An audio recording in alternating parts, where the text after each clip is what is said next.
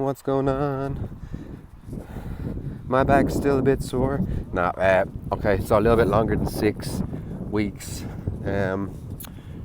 Today's Monday, and Thursday just gone was 6 weeks post microdiscetomy. I'm walking, no limp. I'm sleeping way better, getting about 8 hours uninterrupted sleep ish every night. I'm sitting down for 15-20 minutes at a time, a little bit more comfortably. I'm still sore though, right? Like I still have periods in the day where the calf is sore. Right now as I'm walking, I have a bit of the piriformis type area is quite sore. What else? I haven't really tried, obviously, to tell you not to bend over or lift or twist or anything. But I haven't really tried to do it that much, but it feels like I could, I can definitely twist a little bit.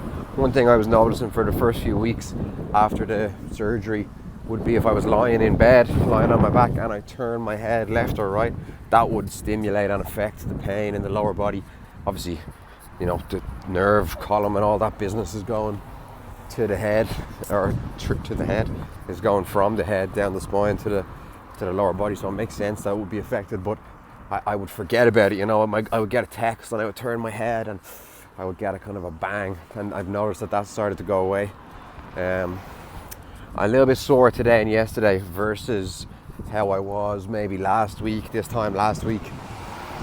And I'm not exactly sure what to put that down to, but I am not so worried about these events now. Event is the wrong word. I'm not so worried about these dips, if you want to call it that, because from what I've seen over the last 6 weeks, the recovery process doesn't seem to be linear at all. And it almost seems to be like a couple of steps back, but then more steps forward, and then 1 or 2 steps back and more steps forward, which is okay with me. And I've been talking to my friends and my family and stuff about it, asking me how I'm getting on. And it's very, very hard to say, I notice. And I'm not one to keep a journal or anything, but I absolutely think that would be helpful in this situation, because it's very difficult to notice day-to-day improvements or regressions, but it is definitely easy to look back a week or 5 days or whatever and see improvements since then. I've been tracking how many steps I'm doing, and I'm doing over 10k a day now consistently. I'd probably go on about 3 30 to 45 minute walks every day, and I'm able to cover a nice bit of distance. Still sitting to rest I don't like at the moment, so my rest I'm still doing on the floor. When I'm on the floor, I'm doing a really large amount of diaphragm exercises, long and hard exhalations. If you haven't researched or learned anything about how breathing, the strength and the stamina of your diaphragm, the position of your rib cage, if you haven't learned about how any of these things affect your posture and tie into lower back pain and lower back problems, I recommend you do it. I've been following and working with a physiotherapist based here in Ireland on Instagram. His name is David Gray, Grey Rehab. I took a lot of information from just watching his videos on Instagram, and then I made contact with him, and I've done 3 sessions so far, with the next one coming on the 13th. So the 13th is this next week-ish. What's today, the 6th? 13th is next week. On the 10th, which is just the end of this week, I have my follow-up consultation with the surgeon. It's been a bit of a weird 6 weeks because you don't get really any information or contact with the surgeon. It's strange for me that they wait so long to see you. Maybe that's just because of the COVID situation, or was because of the COVID situation, but basically I've had no follow-up at all, and a lot of stuff in the process, the surgery and the treatment process, seems to be a little bit more advanced here in Ireland or in Europe than what I've seen. Maybe seems to be the case in the States, in the USA, but in the USA it seems that you get more follow-ups, and you certainly get them a little bit sooner, and that's something that I think I would have liked, some more communication with the surgeon, because let's say I'm in at the end of this week. How I feel at the end of this week, he's going to make an assumption and a plan off the back of that. But what about how I felt at the end of 3 weeks? You know, what if I was in a really bad way at the end of 3 weeks? Or what if I was in a really good way at the end of 3 weeks? Basically, all that I've been prescribed is walking and resting.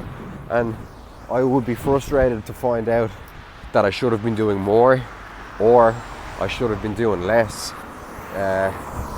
You know, and this is something that 6 weeks is a long time, especially for me. I'm fit and I'm healthy apart from that, and I know how to do exercises, and I'd love to know, you know, like I'd hate to be in this position 2 months from now and someone says to me, oh, but did you not do this exercise when you were recovering?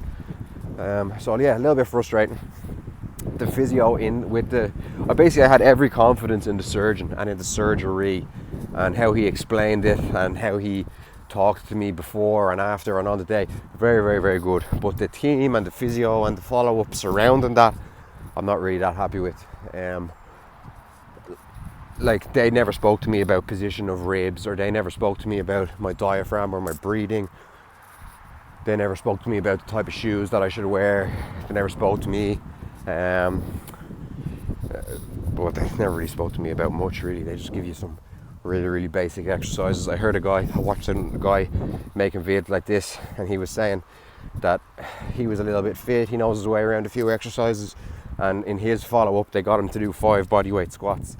And when he did the bodyweight squats, the doctor was like, holy shit, I usually have to spend 30 or 40 minutes showing people how to do a bodyweight squat. So even just being informed and having prior knowledge of exercises and how your body moves is going to put you in obviously a way better position. Here's my man.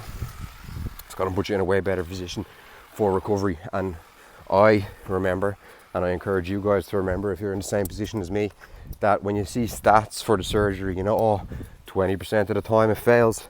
Think about 10 of your friends or family.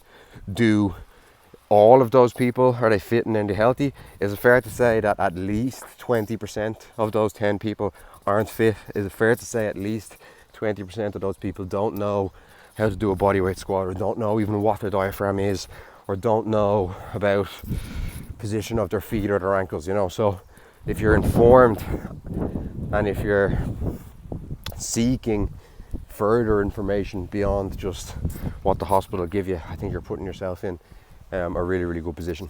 So yeah, what am I today, the 6th? On the 10th I have an update with the surgeon, and I'll make another little vid then. Until then, arrivederci.